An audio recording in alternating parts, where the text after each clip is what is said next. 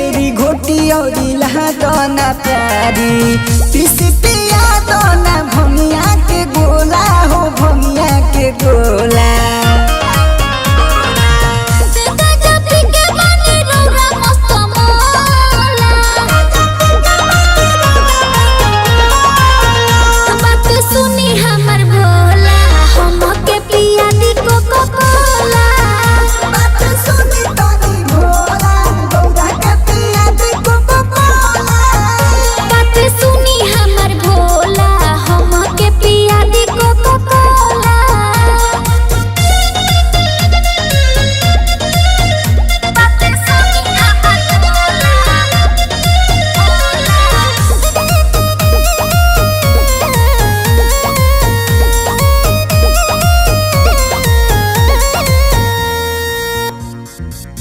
आज के दिन काहे बारू खिसियाइल भोगा वाला फल बाबे बारू रिसियाइल।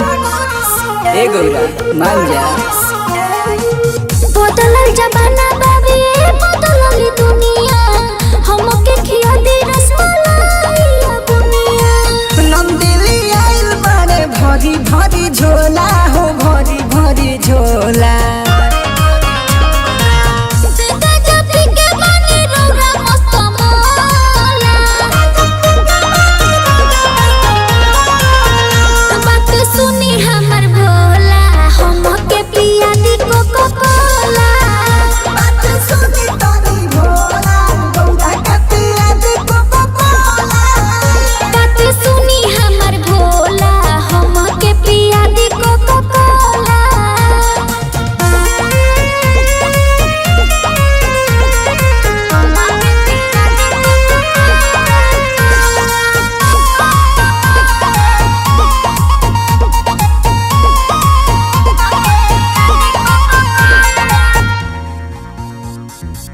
चुल गुली और पना देव घर अहिले जाए के देरी होता हम के बुलाइले।